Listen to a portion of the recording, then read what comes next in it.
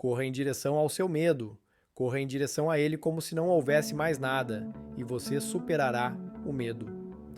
Há algumas histórias muito boas sobre o medo nos ensinamentos Zen. Esta é sobre o medo da morte. Então, era uma vez, durante as guerras civis no Japão feudal, um exército invasor rapidamente varria uma cidade e tomava o controle. Mas, em uma aldeia em particular, todos fugiram pouco antes da chegada do exército. Todos, exceto o mestre Zen. Curioso sobre esse velho, o general do exército invasor foi ao templo para ver por si mesmo que tipo de homem era esse mestre. Quando não foi tratado com a submissão a qual estava acostumado, o general explodiu de raiva. "Seu tolo!" ele gritou enquanto alcançava sua espada. "Você não percebe que está diante de um homem que poderia atravessá-lo com um golpe sem pestanejar?" Mas, apesar da ameaça, o mestre parecia impassível.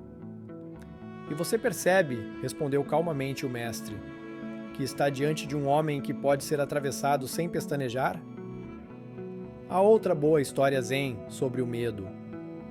Então, certa vez, um mestre Zen e alguns amigos estavam reunidos e comiam e conversavam quando de repente houve um terremoto. O prédio em que estavam era de 7 andares e eles estavam no 7º andar. Então a vida estava em perigo. Todos tentaram escapar. O anfitrião, ao passar correndo, olhou para ver o que havia acontecido com o mestre. Ele estava lá, sem nenhuma ondulação de ansiedade no rosto. Com os olhos fechados, estava sentado em sua cadeira como estava antes. O anfitrião se sentiu um pouco culpado.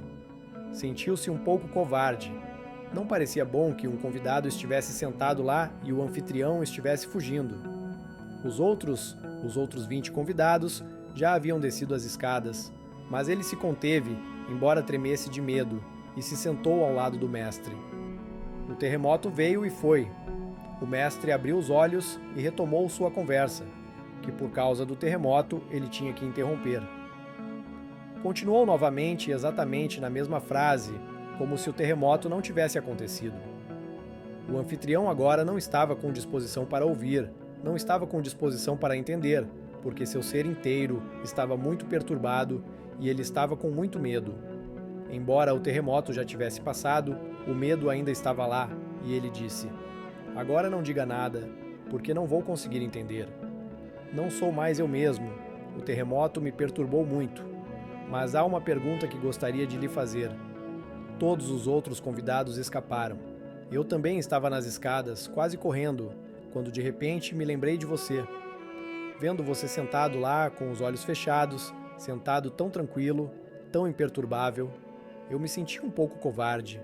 Eu sou o anfitrião, não deveria fugir. Então voltei e fiquei sentado ao seu lado. Gostaria de lhe fazer uma pergunta. Todos tentamos escapar. O que aconteceu com você? O que você diz sobre o terremoto?"